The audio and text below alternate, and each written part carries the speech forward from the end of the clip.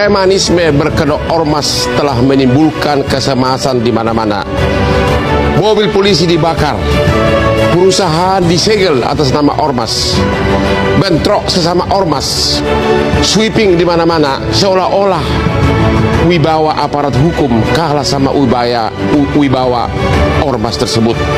Iya, tetapi kan semua proses sudah berjalan. Dan kemudian rekomendasi sudah keluar. Yang menjadi problem adalah pelantikan yang tertunda. Pelantikan yang tertunda itu akan terus menimbulkan ketidakpastian. Terus ada celah orang untuk melakukan tekanan. Kan itu seperti itu, sehingga memang perlu diputuskan mau dilanjutkan atau dibatalkan, yang harus segera diambil keputusan. Kalau Bapak pasti berkeberatan dibatalkan. Iya, nanti ngamuk Pak yang 3 Pak. Karena yang lulus ini juga bisa marah. Nah, kita sama sebelah kan dibilang zolim, ya zolim di mana? Saya nggak mau ngulang, justru orang saya disuruh keluar pula sama Kapolsek Dari ruangan. dari ruangan, padahal cuma sedikit 10 orang disuruh keluar dan suruh pulang. Di benar-benar keluar, mobilnya dikeluarin, gerbang ditutup. Pulang dari kecamatan itu betul kacamatanya pecah. Iya, di kroyok. Kroyok. Iya, Bapak dipukul kok nggak lebam? makanya Terlalu kuat kali ini. itu meleset kayaknya. Tapi sekarang tidak dalam keadaan merasa tertekan Saya justru tertekannya itu Oleh yang 3 gitu. oleh yang lulus yang belum dilantik. Iya. Ya mudah-mudahan dengan sekarang disampaikan, dicurahkan, walaupun lintas beda daerah, mudah-mudahan aja jadi cepat dilantik. Jadi sudah berapa lama nih dari seleksi sampai hari ini? Udah hampir sebulan, 26 hari. Udah lama ya. Oh, itu padahal kalau ayam sudah 30 kali bertelur itu. Iya, udah dapat 55 juta. Wah. Sekarang ini periode yang ke Ke-1. kepala desa populernya sampai Papua. Bapak mah tempuh aja jalur prosedur hukum, karena Bapak adalah kepala desa. Kekuatannya adalah kekuatan di birokrasi. Iya. Dan setiap orang tidak boleh tertekan oleh apapun untuk merubah sebuah keputusan kalau keputusan itu diyakini sebuah kebenaran. Iya. Betul kan, Pak? Iya. Kasihan orang udah ngapalin pinter-pinter. Iya. Sebuah keputusan tidak boleh berubah karena tekanan. Iya. Selama itu bisa dipertanggungjawabkan kebenaran. Iya. Kan itu Pak ya? Betul. Yang penting kan Bapak satu, Bapak tidak merekayasa yang 2 itu untuk menang, untuk Enggak. menjadi yang terbaik. Enggak. Tidak. Enggak. Artinya tidak ada upaya-upaya Bapak untuk meloloskan mereka. Enggak. Ini seksi banget sih. Kayaknya di seluruh Indonesia deh ada seleksi kepala dusun yang hebohnya sejagat raya. Faktornya karena kepala desanya seksi. Iya. Jabatan sih kepala desa, tapi popularitas lintas provinsi. Ya, pokoknya Bapak Kades sudah ketemu saya, harus semangat sehingga Bapak fokus bekerja. Siap. Jangan bangun rumah di tepi pantai kalau takut diterjang ombak ya. Selamat. Oh, kalau Kades oleh hadapin masalah begini, stres. Assalamualaikum warahmatullahi wabarakatuh. Salam sejahtera buat kita semua. Saya Nur Budi selaku Ketua DPC GRIP Jaya Banjarnegara pada hari ini Jumat 13 Maret 2026 menyatakan bahwa kami dari DPC GRIP Jaya Banjarnegara tidak akan ikut ambil aksi untuk turun pada tanggal 17 Maret 2026 besok di Purwasaba. Kami selaku warga Banjarnegara berhak dan berkewajiban untuk menjaga kondusivitas di Banjarnegara. Sekian, terima kasih.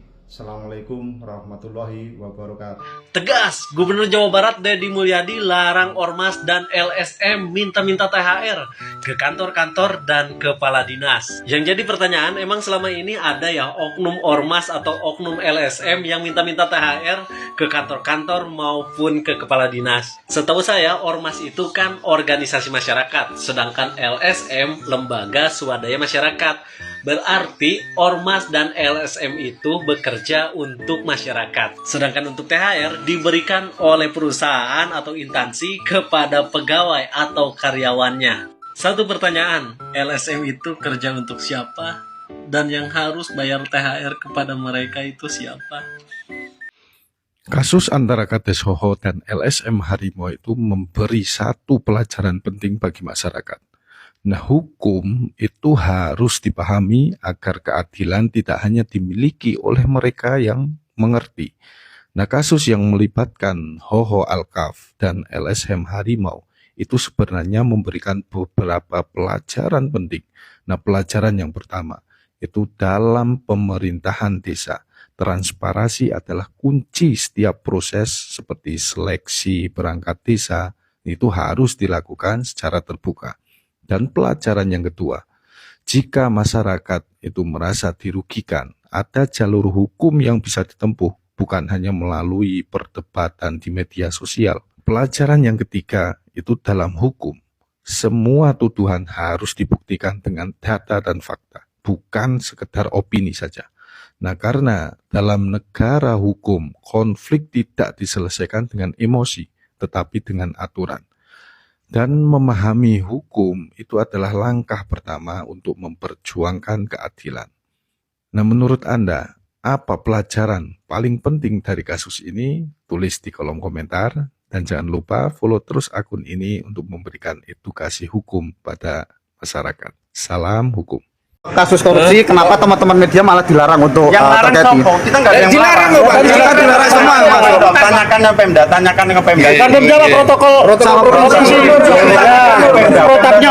Jadi heboh lagi nih terkait Kades Hoho, teman-teman semua. Mana pendukungnya Kades Hoho? Silahkan komentar, like ya.